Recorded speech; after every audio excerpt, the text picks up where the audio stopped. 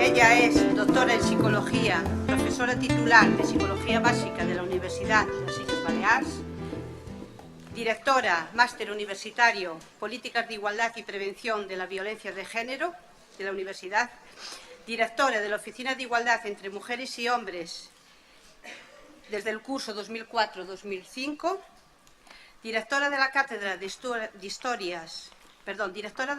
Estudios sobre la Violencia de Género, financiada por el Instituto Balear de la Dona, investigación principal del Grupo de Investigación Estudios de Género de esta universidad. Es investigadora principal de diversos proyectos de investigación del ámbito nacional sobre psicología de género y particularmente sobre violencia de género. Dirige y participa en cursos de formación sobre violencia de género en la pareja, acoso sexual, implementación y evaluación de planes de igualdad, intervención en clave de género en casos de violencia de género. Muchas gracias, Esperanza, cuando quieras. Buenas tardes, muchísimas gracias a los compañeros y compañeras que me habéis invitado a compartir esta tarde, un rato de esta tarde con todas ustedes.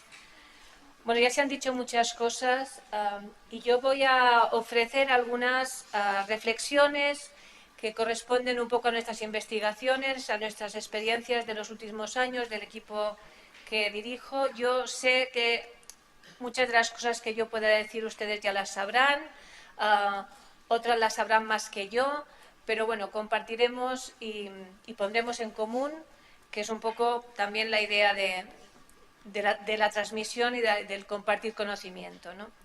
Bueno, ya se ha dicho, estamos hablando de cuando hablamos de violencia de género, estamos hablando de un fenómeno transversal, universal, transversal porque ocurre en todas partes, en todos los niveles educativos, en todos los niveles económicos, en todos los sitios del mundo. No hay un país que esté libre de este tipo de violencia.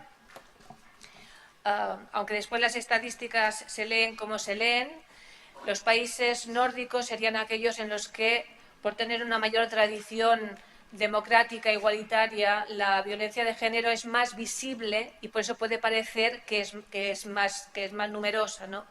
Pero en general los países con tradición democrática están un poco más protegidos que desde luego los que no tienen ni leyes que protejan a las mujeres en la barbarie y en la violencia atroz que muchas de ellas sufren cotidianamente.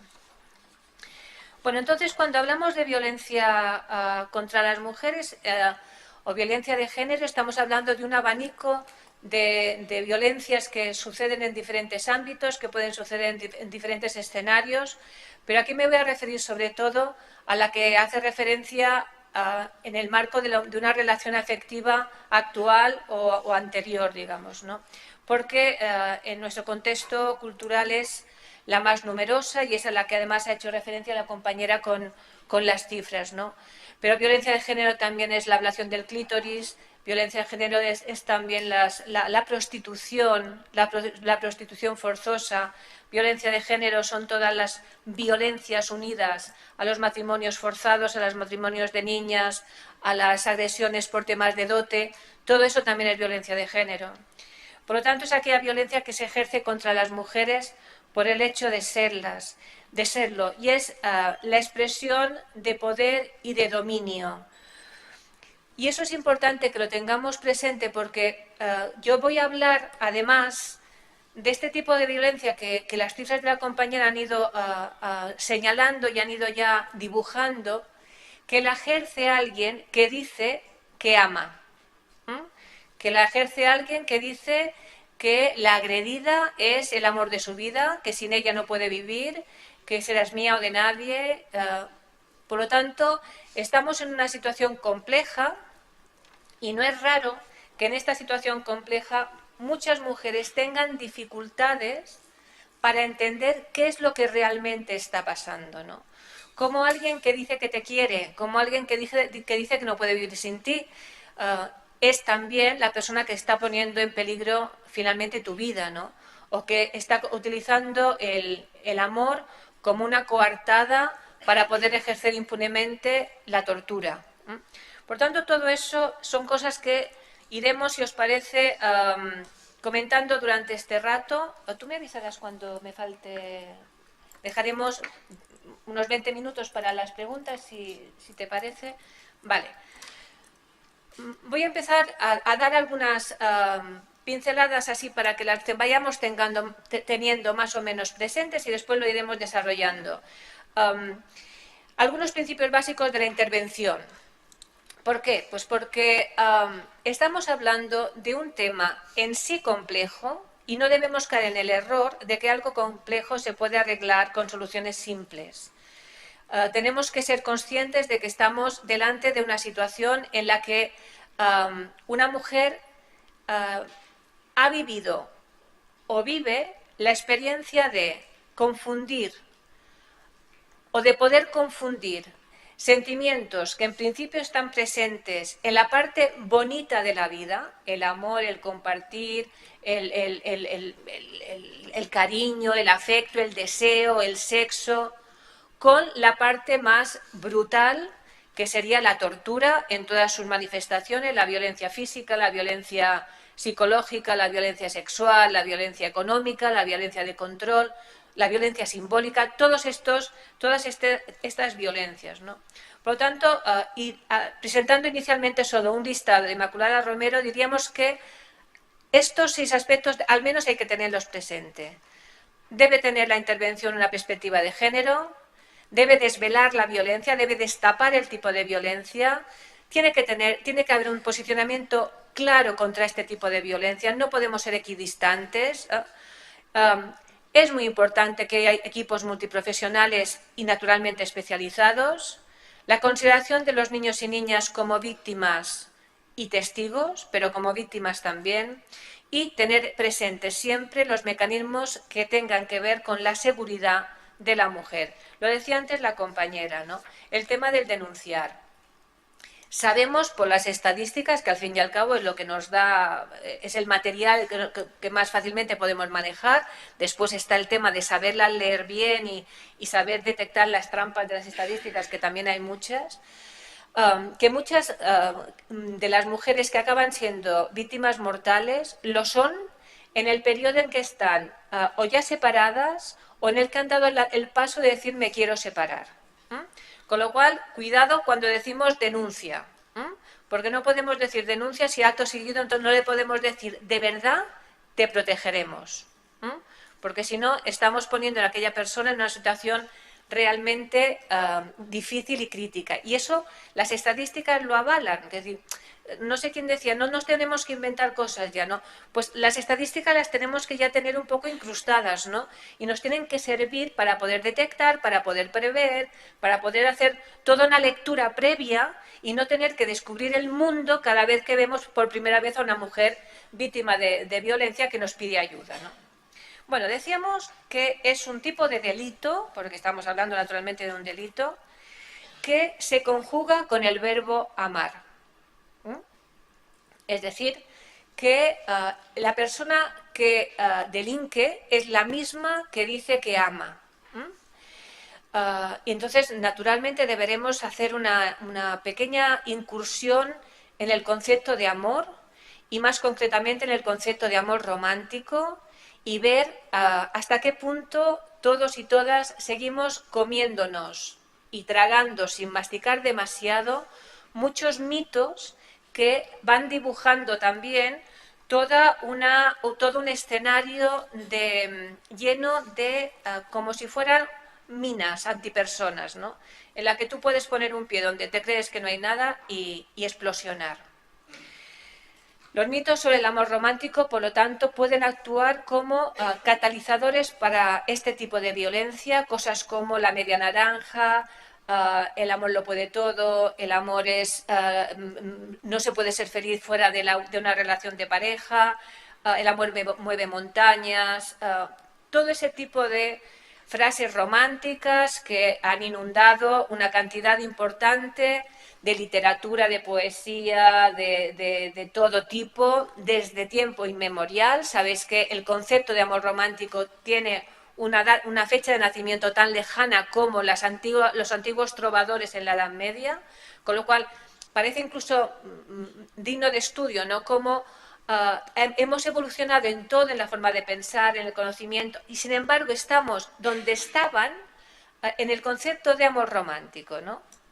Bueno, entonces vamos a intentar descifrar un poco lo que es un mito, lo que son los mitos de amor romántico, sobre el amor romántico, cuáles en nuestra opinión los más perniciosos y cómo se vinculan o cómo se pueden vincular a este tipo de violencia, ¿no? Un mito no es nada más ni nada menos que una creencia o un conjunto de creencias. Lo que pasa es que están formuladas de una manera tan aparentemente compacta que da una apariencia de verdad, son expresadas de una forma muy absoluta, muy poco flexible, suelen poseer una gran carga emotiva y por lo tanto son también muy resistentes al cambio. Están compartidos por un grupo de población y por tanto contribuyen a crear y a mantener la ideología. Como señalaba el profesor Carlos Yela, los mitos en relación al amor romántico son aquellos que nos dicen cómo debe ser supuestamente el verdadero amor. ¿Cuál es la verdadera naturaleza del amor? Que a veces hay personas que dicen, yo no sé si en toda mi vida me he enamorado, ¿no? Hay personas que dudan, ¿no? De decir, yo no sé si me he enamorado o no. Yo no sé, cuando se es adolescente generalmente no se duda, ¿no? Se viven las grandes emociones, las grandes pasiones, los grandes amores, te mueres si el novio o la novia te deja. Son estos sentimientos que además tienen una evidente relación evolutiva también, ¿no? Pero ¿qué pasa con los mitos románticos? Bueno, de entrada pasa una cosa, que si nos creemos que es la verdadera esencia del amor, son inasumibles y son irracionales. Porque suponer que la media naranja existe y que tú has tenido la buena suerte de encontrarla 4 manzanas más allá de tu casa, pues es un poco, en fin, ¿no? A veces pasa toda la vida, pero es un poco sospechoso, ¿no?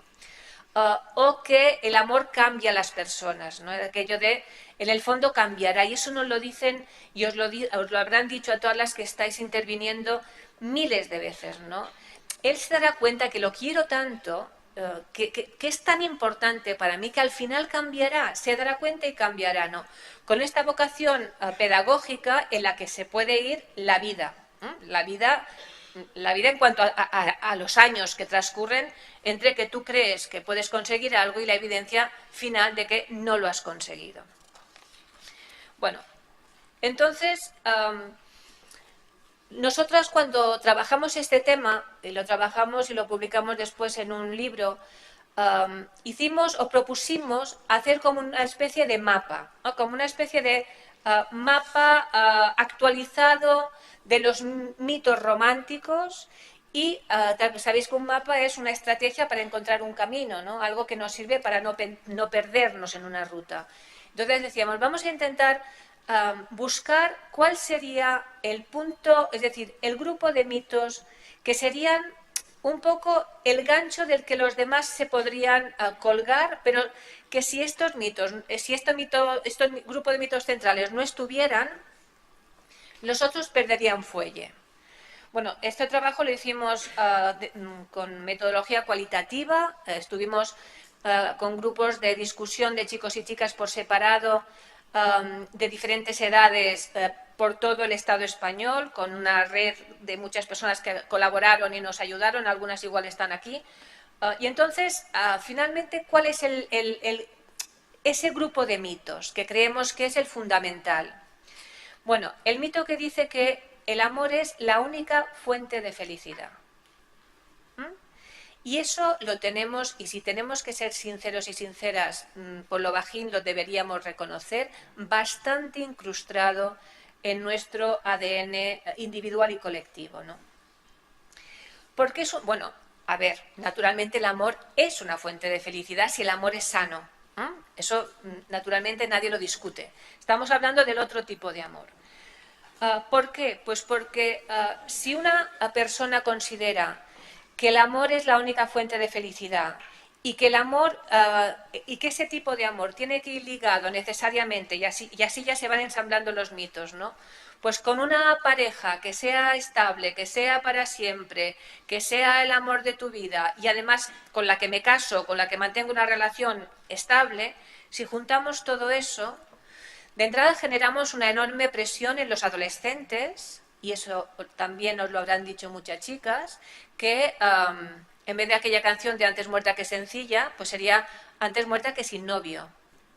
Y por esas, pues muchas veces se vinculan relaciones ya abusivas en edades, como ha dicho también la compañera, abrumadoramente tempranas. Y después, si nos da tiempo, veremos cómo deberíamos poder detectar cómo en una historia de vida tan corta, estamos hablando de chicos y de chicas 14, 15, 16 años, ponle desde que más o menos dejan de jugar con Barbies y con trenes y con no sé qué, 4 o 5 años, cómo durante este periodo de vida tan corto ya han podido asimilar tanto, cómo el proceso de socialización diferencial ya ha podido generar tantísimas creencias, tantos mitos, tantas expectativas en 4 o 5 años. Entonces, allí, bueno, es una de las líneas que tenemos abiertas ahora, ¿no?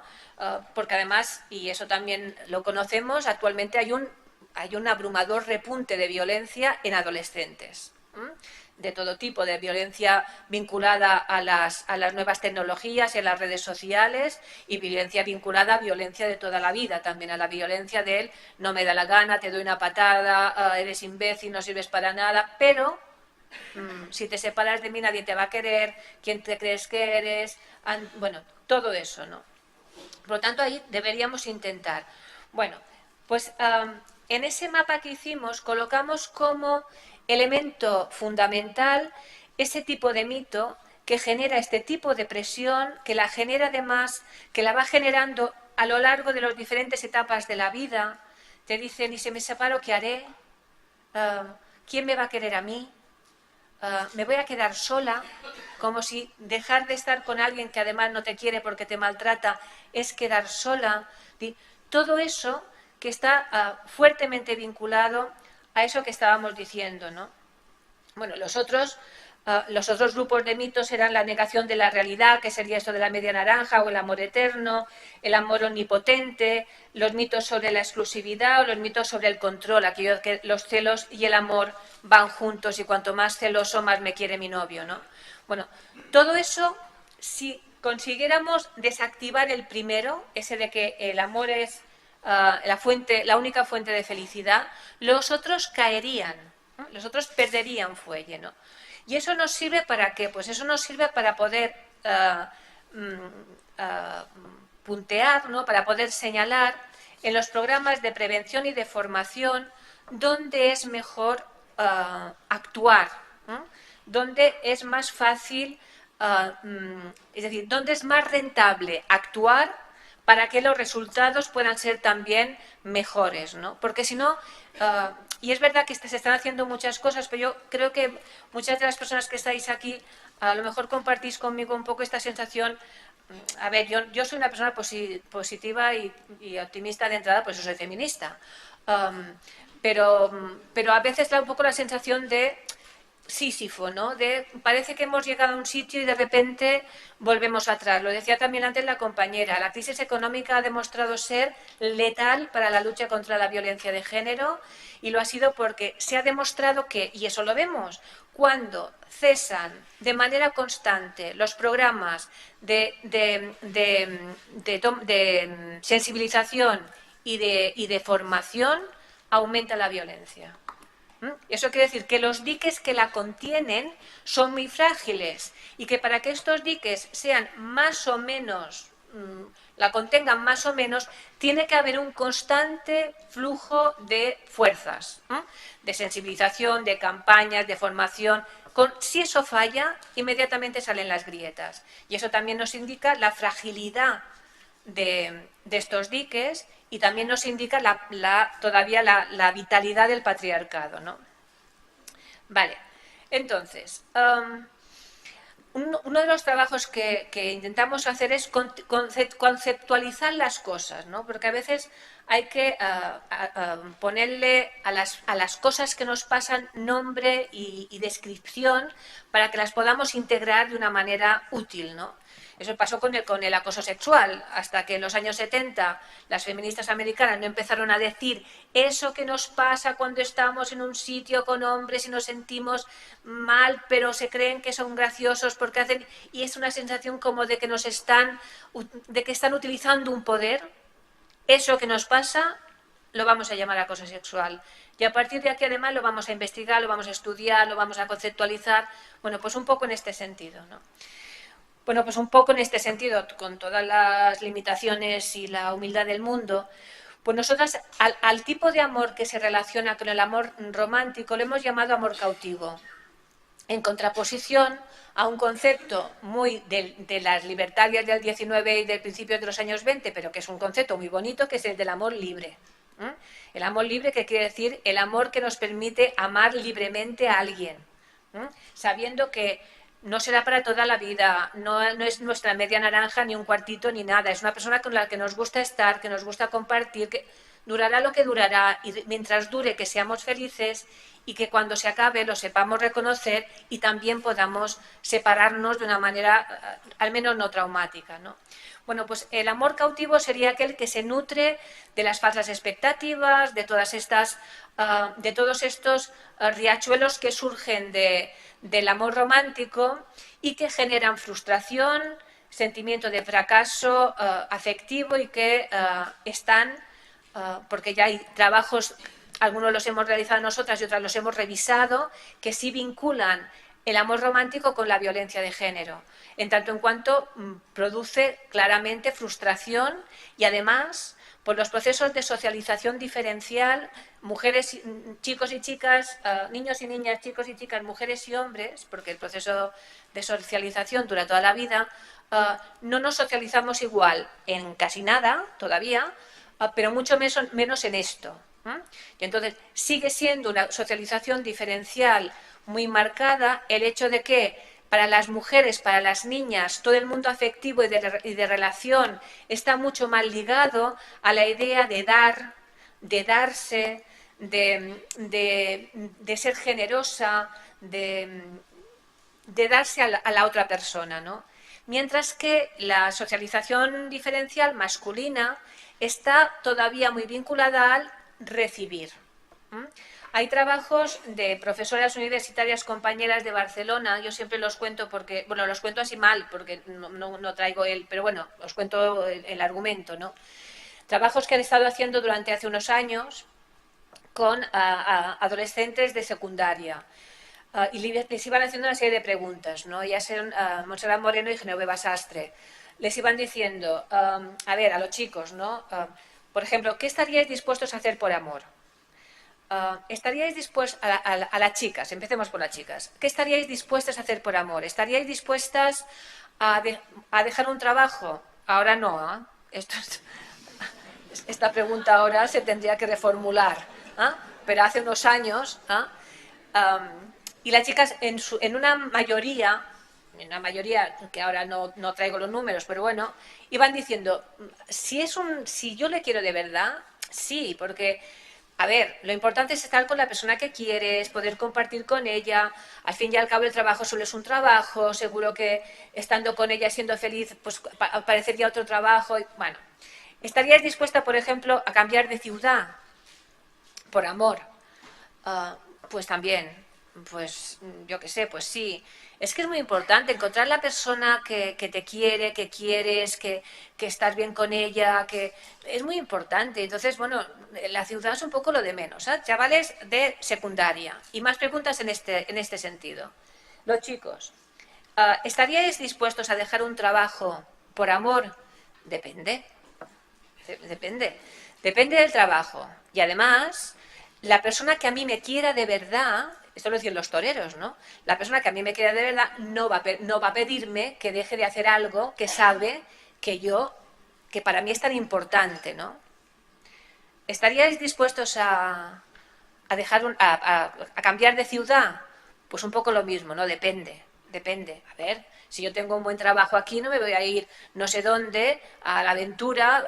Y además, y siempre la coletilla esta, ¿no? La persona que a mí me quiera no me va a pedir este sacrificio. Bueno, el chiste era, chicas, no os enamoréis de vuestros compañeros porque la cosa no está equilibrada. Así que... pero la verdad es que demuestran este tipo de estudios hechos muy bien y con una hechos metodológicamente muy bien y muy rigurosos. Yo lo cuento así como una especie de, pero el trabajo es muy serio. Cómo todavía es tan presente la socialización diferencial y cómo hay una parte todavía en el ideario femenino y masculino de que amor es dar y el amor es recibir. Entonces, si el que recibe, de repente lo que recibe es un ya no te quiero, que es el detonante del 90% de la violencia de género, es un, mira, ya no te quiero. Entonces, ahí se disparan todos los fantasmas, todos los egos atrofiados, toda la socialización diferencial, todo el concepto del falso honor, a mí esta tía que se ha creído que me va a dejar aquí tirado como un trapo, todo este tipo de cosas que, por otra parte, sitúan estas reacciones muy cerca de aquella otra situación tan tremenda del amor al odio, solo hay un paso. Entonces dices, del amor de verdad no, del amor cautivo o del amor, a lo mejor sí, ¿no? Pero entonces habría que revisar qué se entiende por amar, ¿no? Entonces, en este sentido, este tipo de situaciones generarían o tendrían un vínculo directo, al menos con una parte de la violencia de género. Y si no, mirad las estadísticas y daros cuenta de que el motivo principal de cuando se dispara la violencia de género, se dispara de la manera más brutal, es decir, cuando el agresor está dispuesto a herir o a matar, es en un porcentaje elevado cuando la mujer quiere romper el vínculo. Entonces, claro, la pregunta que siempre hacemos es, vamos a ver, si es tan puta, tan guarra, tan zorra, tan asquerosa, sepárate, ¿no? Si es alguien tan horroroso, si es una mujer que no hace nada bien, que no sirve para nada, sepárate. ¿Por qué no te separas? Bueno, pues porque no estamos hablando de amor, estamos hablando de control. Y el patriarcado ha explicado una cosa a los hombres, les ha susurrado una cosa, algunos se la han creído, los buenos no, pero el susurro dice, a ver, el poder es masculino, por algo somos el patriarcado, pero desengáñate, tu poder de verdad, para poco, porque capitanes generales, directores generales de no sé qué, gente con poder real, pues son los que son, ¿no? Pero tú vas a poder reinar en un escenario como el capitán general, como el rey absoluto, como te dé la gana. Y ese reducto es la familia tradicional. Ahí tú serás el rey. Por lo tanto, tendrás unos súbditos, poquitos, pero súbditos al fin y al cabo, que será tu mujer, tus hijos y tus hijas. Y entonces, cuando a alguien le dicen que tiene poder absoluto, ¿cómo reacciona si alguien sobre los que tiene ese poder no lo admite o reacciona en contra? Pues con el uso de la violencia. Claro, es que no estamos hablando de situaciones complejas porque es complejo el mecanismo. Pero estamos hablando de cosas que pasan cotidianamente, con lo cual estamos equipados y equipadas para entender el mecanismo. Otra cosa es que sea muy difícil intervenir adecuadamente, todo eso, ¿no? Pero el mecanismo es ese. Quien tiene el poder absoluto acaba abusando de él. Y quien tiene el poder absoluto acaba creyéndose que efectivamente lo que tiene delante es un súbdito. De ahí la monarquía. No son ciudadanos sino súbditos. Bueno, pues entonces quien no acata ese poder recibe el castigo que se merece, que es la violencia o la amenaza de violencia en su tal, ¿no? Bueno, este tipo, siguiendo con las cosas que hemos ido intentando contextualizar un poco, siguiendo con ese hilo, en muchas relaciones antes de que se dé, digamos, el brote definitivo de violencia, se produce algo que hemos denominado desgaste emocional, que sería un factor de mal pronóstico que viven muchas mujeres que están viviendo una situación de violencia, la que se llama de baja intensidad, es decir, aquellas que se van nutriendo de lo que llamamos también micromachismo, unas críticas soterradas de cada vez que vienes de ver a tu madre, vienes y tendrías que ir menos, estas amigas no te aportan nada, son unas frikis, no sé por qué vas con ellas. Todo ese tipo de mensajes que tienden a generar una tela de araña alrededor de la mujer, que se teje desde el amor. Nunca perdamos de vista que estamos hablando de cosas que suceden cuando alguien dice que ama, por lo tanto, y que produce este tipo de fenómeno que lo conceptualizamos como un factor de mal pronóstico para la salud y la calidad de vida de un importante número de mujeres de todas las edades, que se ven atrapadas en esta tupida red de exigencias, renuncias y dedicaciones a las que llamamos amor. Entonces, ¿eso quién lo detecta? Pues muchas veces la atención primaria. Porque muchas mujeres en esta situación van al médico y entonces dicen aquello de: tengo como un malestar general, voy siempre como muy cansada. De ahí la necesidad de que el médico sepa hacer las preguntas adecuadas, porque si no pasa por fatiga crónica. Antes eran las neuróticas, antes ese tipo de perfil eran denominadas neuróticas, histéricas. Bueno, pues en estas circunstancias, ¿no? Pero es una realidad porque nuevamente tenemos los testimonios, las evidencias de que esto sucede. Bueno, desde hace ya años venimos desarrollando una serie de investigaciones, tanto cuantitativas como cualitativas, que es lo que os he estado contando, sobre este tipo de microviolencias, es decir, dentro del marco general que os estaba explicando, empezar por aquello más tenue, aparentemente, ¿no? Que normalmente es el inicio de la espiral, digamos, ¿no?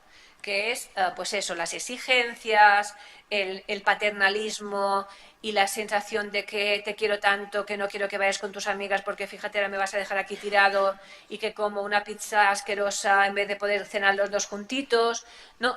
Todo eso que también mujeres, en este caso médicas como Weiss, denominó el malestar de las mujeres. Y que en un trabajo anterior nuestro equipo quiso visualizarlo a través del modelo que llamamos del laberinto patriarcal.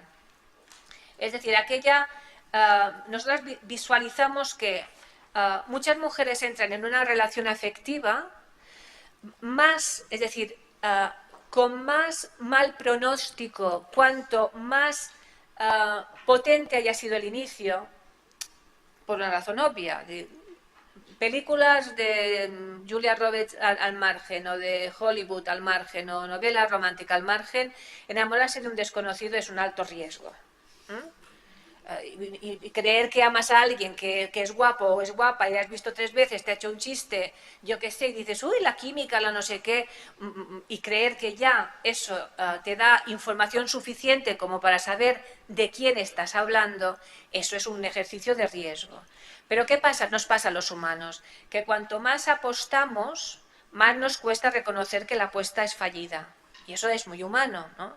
Con lo cual, este tipo de relaciones que son muy centrípetas, que son muy potentes, que son muy pasionales, pero que a la vez son muy ciegas, para decirlo de alguna manera, sería la entrada en este laberinto que nosotras Bueno, un laberinto se ve que es una estructura compleja, traidora, que engaña y que dificulta visualizar la salida, porque da señales falsas, te indica que la puerta puede estar en un sitio y aquello es solo un espejo, ¿no? Entonces, es un lugar de pérdida. Nosotras cuando hablábamos del laberinto patriarcal, hablábamos de como 4 círculos concéntricos donde la entrada en ese laberinto pasaría por 4 fases, ¿no? Primera, por la fase de la fascinación, que es he conocido al hombre de mi vida, ¿vale? Lo conozco de hace media hora, pero da igual. Cuando la cosa empieza a visualizarse como que ya no es tanto, viene el reto. El reto es, yo he apostado por esta relación, yo lucho mucho por esta relación, él me habla mal, pero yo eso lo quiero luchar, yo no quiero darme por vencida, ¿no? Bueno, cuando se demuestra que eso no va a ninguna parte, llega la confusión, que sería el sentimiento vinculado al tercer círculo de esa especie de laberinto en fin, que nos imaginamos como modelo, ¿no? Y esta confusión es haberse perdido mucho en el no sé cómo salir, no sé qué hacer, ¿no? Y en el centro, en el núcleo final, estaría el extravío, ¿no? La sensación de ya me rindo, ya bajo los brazos, ya no sé qué hacer más. Bueno, la buena noticia es que naturalmente del laberinto se sale y muchas de vosotras sois las que tirándoles del hilo de Ariadna sacáis a muchas mujeres de este laberinto, ¿no? Pero lo que nosotras intentamos es explicar cómo se puede entrar en él y cuanto más fuerte ha sido la apuesta emocional, más difícil y lento es el salir, porque nos pasa así a los humanos en general. ¿Qué pasa con las tragaperras? Que cuanto más dinero has puesto, más te cuesta decir, aquí lo dejo. Porque siempre piensas, no, la siguiente saldrá el premio, ¿no? Y entonces aquello de, no, él cambiará. Voy a esperar un poco más, le voy a dar otra oportunidad, ¿vale? Le voy a dar la oportunidad de que podamos hablar más tranquilamente, de lo que sea, ¿no? Y entonces el tiempo... Y ahí también es una de las cosas que a muchos profesionales, ahora no tanto, pero sí que antes, lo sabéis, a muchos profesionales les como escandalizaba incluso. El tiempo es una metáfora. El tiempo dentro del laberinto no transcurre igual que el tiempo del tic-tac del reloj de la cocina de nuestras casas, ¿eh? Dentro del laberinto el tiempo se para y se mueve a golpes de ¿qué hago? ¿Cómo soluciono esto? ¿Doy otra oportunidad o no?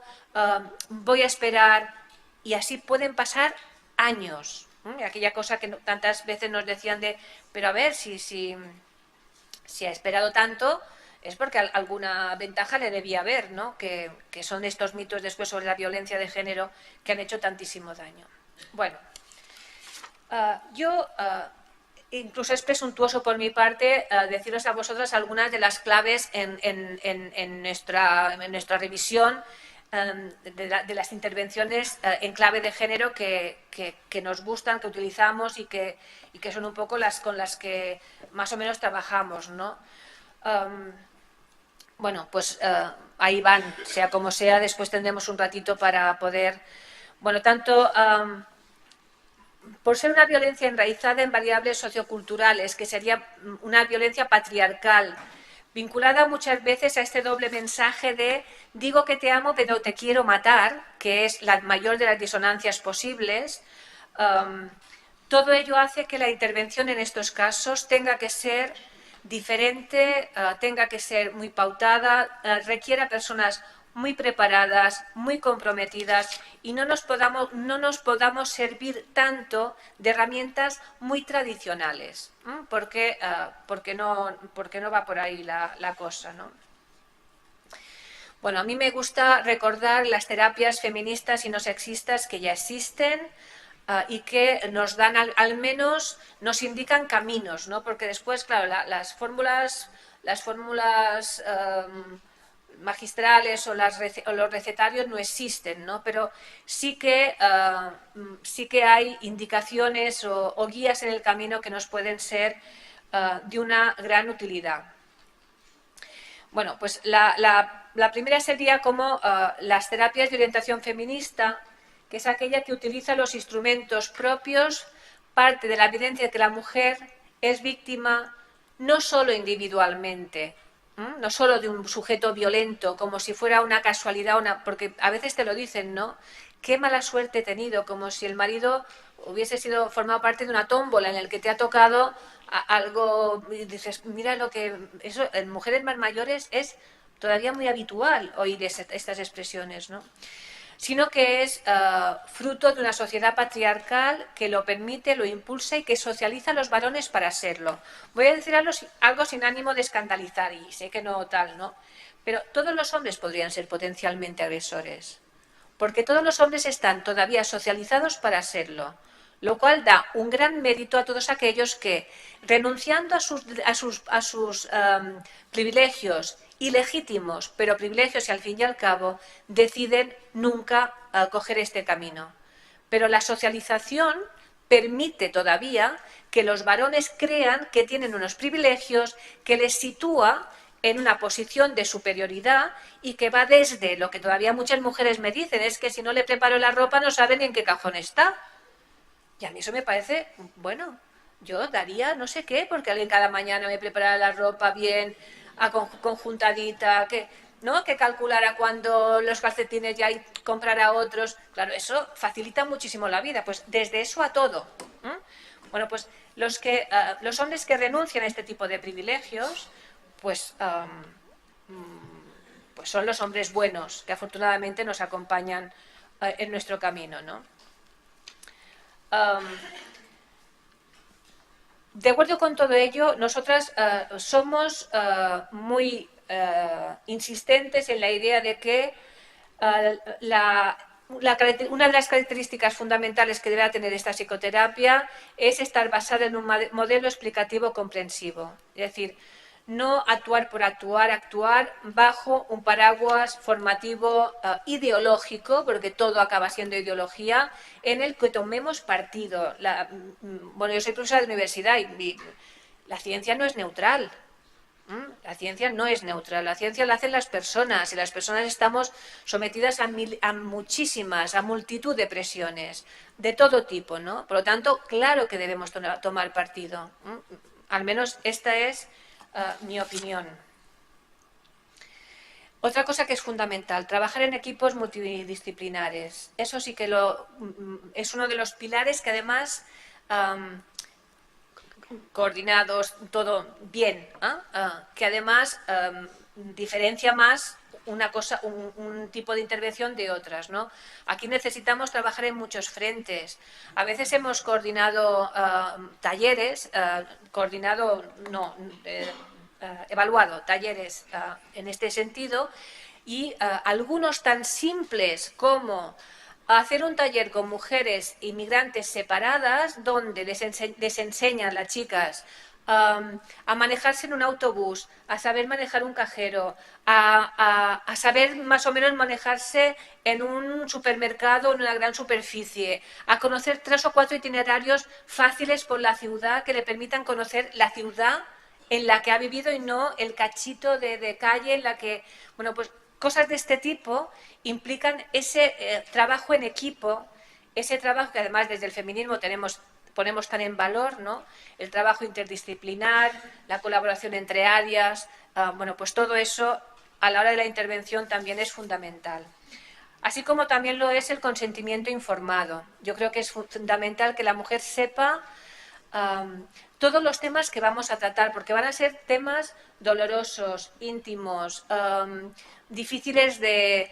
Y yo creo que creemos que es importante que ellas sepan por qué es importante hablar de cosas que a lo mejor no, yo qué sé, no les parece que sean relevantes. Te dicen, bueno, vamos a hablar un poquito de sexo. Ahí no, esto no tiene nada que ver. Esto no tiene nada que ver con nada, ¿no? Bueno, pues es que todo puede tener que ver, ¿no? Entonces, es un poco para que la mujer sea sujeto activo en todo el proceso de intervención y que no crea que en las que intervenimos tenemos unas en la manga, ni 2 ni 3, ¿no? Sino que lo sepa de una manera fehaciente, ¿no? Bueno, aspectos que desde las propuestas feministas se enumeran, ¿no? El análisis del poder, que es fundamental para la intervención, el origen primario del sufrimiento psicológico de la mujer es social, no personal, es externo, no interno. La atención que se presta al estrés ambiental como origen principal de las patologías no se utiliza como vía de escape de la responsabilidad individual. Eso no quiere decir que el maltratador no se merezca todo el peso de todo, tal. Las terapias feministas se oponen a la adaptación personal a las condiciones sociales. El objetivo es contribuir al cambio social. Ya sé que eso suena muy grande, pero se puede contribuir con muy pequeñas dosis, con piedrecitas muy pequeñas. Se considera que la relación entre terapeuta y cliente es igualitaria, y a mí eso me parece fundamental. Se estimula a las pacientes a que expresen su ira y después se enfrenten a ella. El tema de la ira es muy delicado, lo sabéis todas las que lo trabajáis, hay que trabajarlo bien. Las mujeres deberían poder ser económica y psicológicamente autónomas. En este momento es una quimera, pero formaba parte del ideario para poder entrar en un proceso de integración, de recuperación integral. Las relaciones de amistad, amor y matrimonio deben realizarse en la igualdad de poder personal, es decir, que entiendan que la amistad, el amor, el matrimonio no genera escalafones, sino que debemos estar todos en el mismo punto. ¿A qué hora terminamos? Es que no sé si voy demasiado rápida. 7 menos 20. Y ahora... Vale, o sea, yo sobre las 7 tendría que acabar para poder hablar entre todos. Vale, pues me lo vas a tener que decir porque si no se me... Voy. ¿Me avisas tú, ah? Vale. Las relaciones de amistad, bueno, esto ya, deben desaparecer las diferencias entre conductas apropiadas para cada género. Eso, claro, a personas más o menos, bueno, en según qué ámbitos eso no es discutible, en según qué otros ámbitos sí. Hay mujeres que dicen, yo esto nunca lo he hecho, esto lo hacía siempre mi marido. Entonces, si me separo de mi marido, ahí quedan bueno. De todos estos puntos anteriores, naturalmente, el 2 y el 4, ¿no? que son los que hemos visto antes, que sería el origen primario del sufrimiento psicológico de la mujer es social, y la terapia feminista se opone a la adaptación personal a las condiciones sociales, y el objetivo es contribuir a cambiar también un poco la sociedad, pues serían las fundamentales.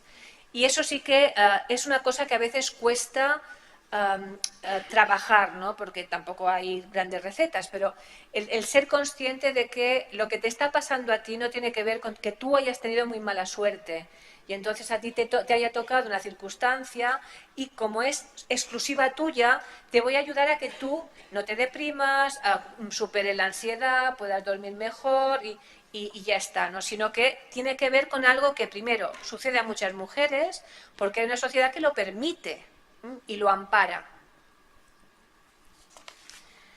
Vale, otra cosa que es fundamental, la importancia de la historia de vida.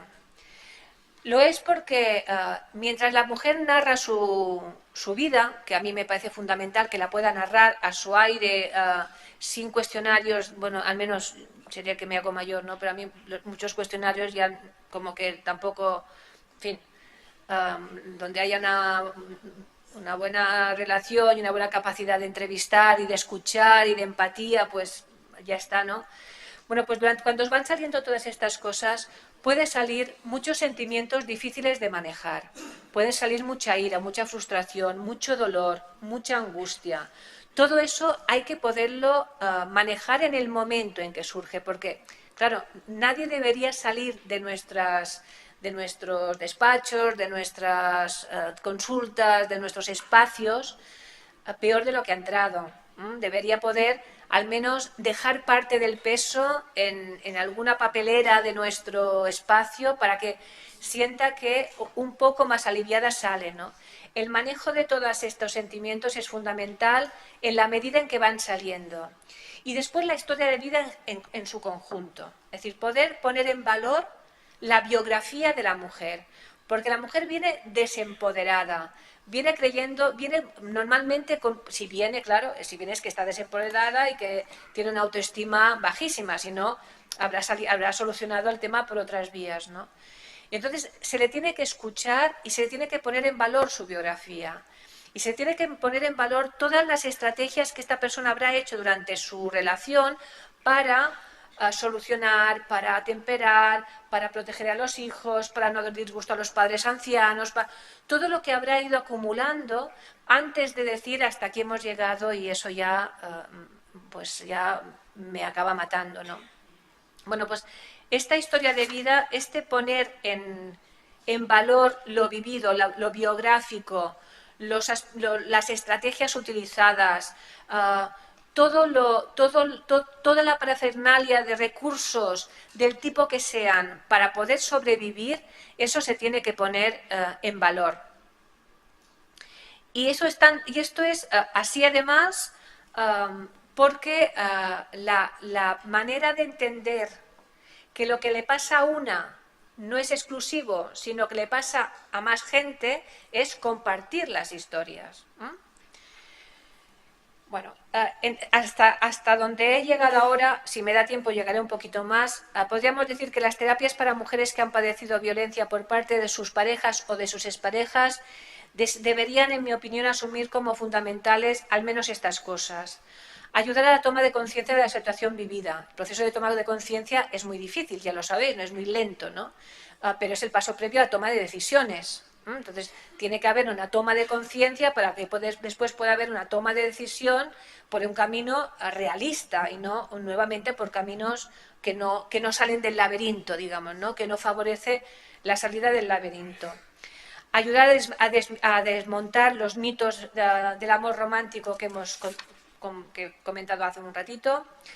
Trabajar para la recuperación de los déficits psicológicos que puedan presentar las mujeres, especialmente en su autoestima, porque si hay dos elementos fundamentales es autoestima y empoderamiento, que si nos da tiempo le daremos un repasito y si no, pues no, pero son estos los elementos claves.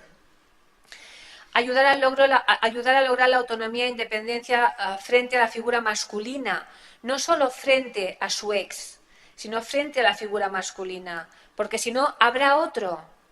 Entonces muchas veces nos preguntan, pero vamos a ver, ¿y estas personas, estas mujeres que vuelven con un maltratador, no será que en el fondo ya les va la marcha?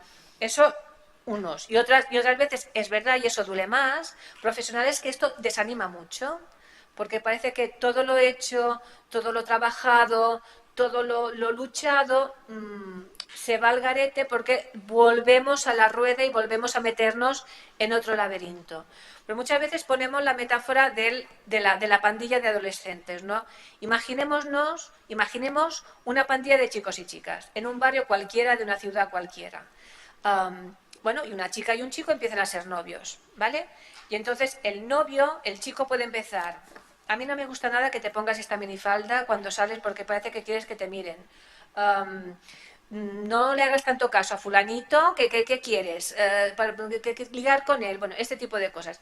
Puede pasar una cosa positiva y es que la chica diga: mira chico, hasta aquí, y ya está.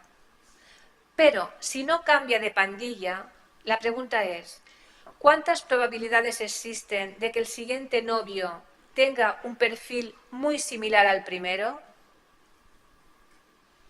Que nos estamos durmiendo. ¿Hola?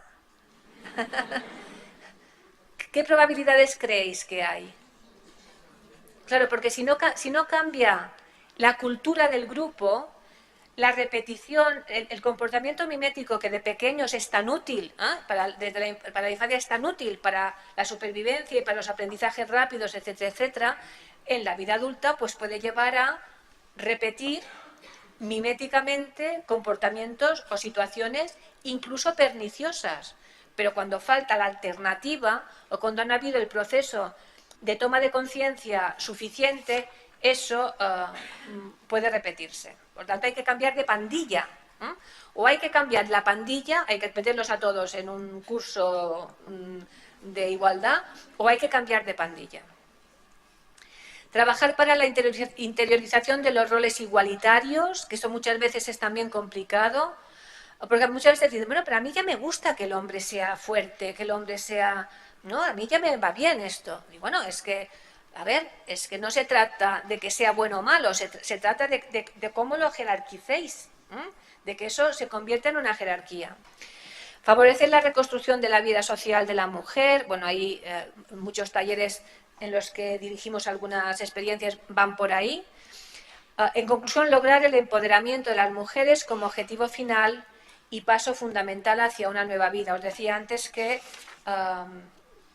esto lo pasaré más rápido, que si hay dos elementos fundamentales en todos nuestros procesos de intervención y en todas las investigaciones que llevamos a cabo con mujeres y en este tipo de situaciones, es el daño a la autoestima, el desempoderamiento como consecuencia y la necesidad de que ese proceso se revierta, ¿no?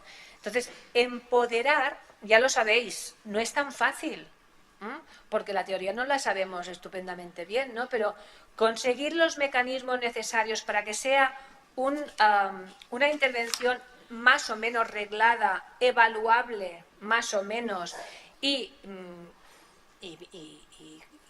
más o menos inmediata. Tampoco nos podemos pasar 10 años con una persona, porque hay que vivir cada día y hay que salir a la calle cada día, ¿no?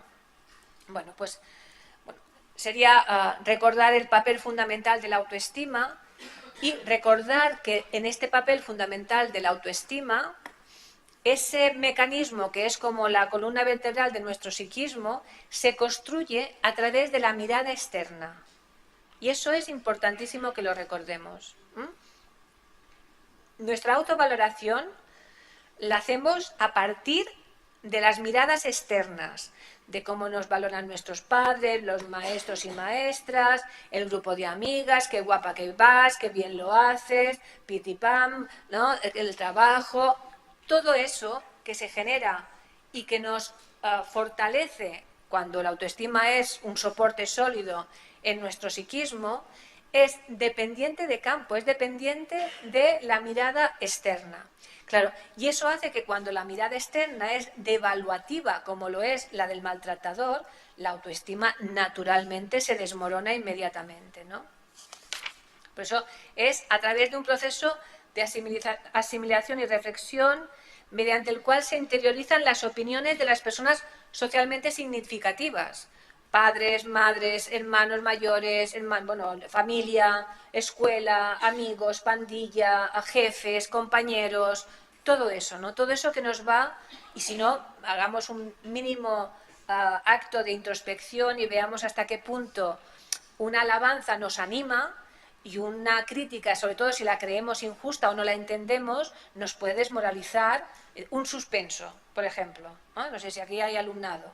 ¿Hasta qué punto hay personas que el suspender una asignatura lo consideran algo así como la demostración visible de que no sirve para nada?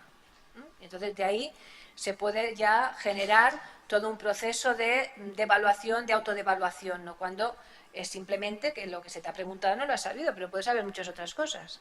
De tal manera no hay que suspender, pero en fin. Y el empoderamiento, el concepto de empoderamiento, que es la vinculación directa a la autoestima, ¿no?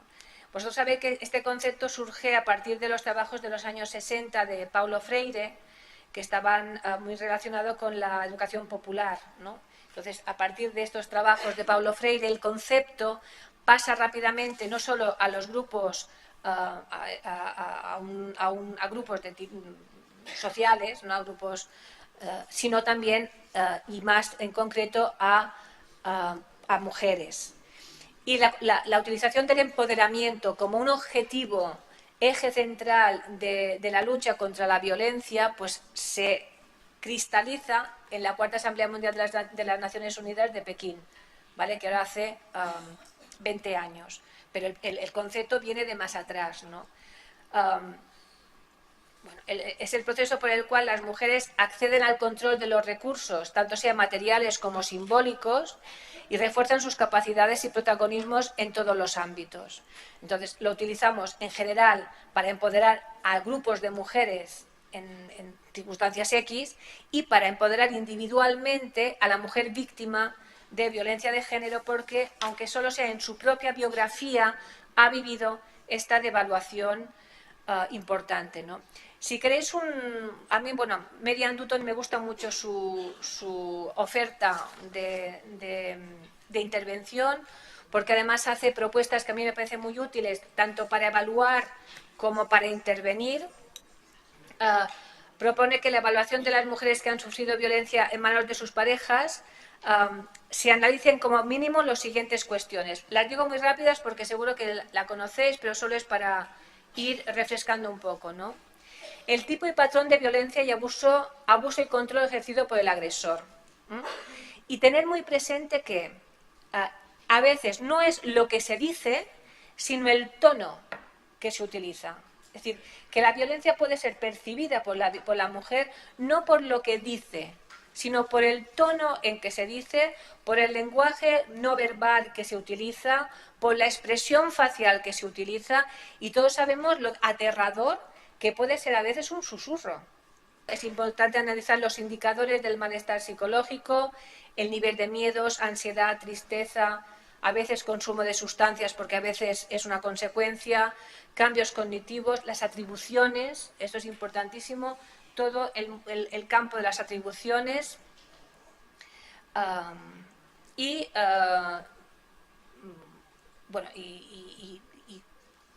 relacionarlo todo con la relación de intimidad con el agresor. Todo ello permitiría algo que también ha sido durante mucho tiempo, y las que sois más mayores lo recordaréis, una falsa creencia, ¿no? Y es que las mujeres entraban en un círculo de violencia porque arrastraban previamente una patología. No porque la tenían como consecuencia, sino porque la llevaban ya de casa, digamos, ¿no? Claro, y todo eso hacía que el peso de la culpa cayera mucho más sobre las mujeres. ¿Qué hora es? Venga.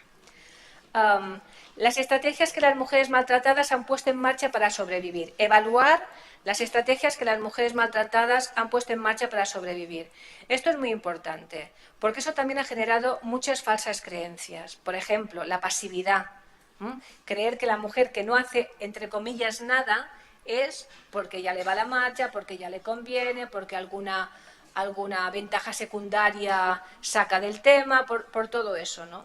Bueno, hoy sabemos que lo que son estrategias de supervivencia, y lo sabemos además avalado por estudios metodológicamente muy serios, por experimentos más o menos controlados que demuestran cómo efectivamente a veces la aparente pasividad es una forma adaptativa de salvar la vida. Y eso, incluso si nos remontáramos a nuestros ancestros animales, veríamos como algunos de las especies animales que son primos lejanos nuestros, pues también utilizan ante una situación de peligro que no controlan la pasividad como forma de sobrevivir. No como una forma de dar por buena esa violencia, sino como una forma de sobrevivir. Después los factores mediadores, ¿no? Dentro de ellos estarían factores tales como la respuesta institucional, las creencias previas de las mujeres sobre la violencia, las relaciones de pareja y los roles de género dentro de la pareja, los recursos materiales y de apoyo sociales que pueden haber disponibles, la presencia de estresores adicionales o las experiencias previas, ¿no? Todo eso puede jugar a favor de la mujer si son en positivo y en contra si esos factores son en negativo, ¿no? Naturalmente, si una mujer no tiene recursos económicos, las instituciones no tienen recursos para ayudarla, además no tiene red social de amparo, la familia no la tiene, o si la tiene no conoce, no quiere conocer. Bueno, si se da todo eso, naturalmente el pronóstico necesariamente es mucho peor, ¿no?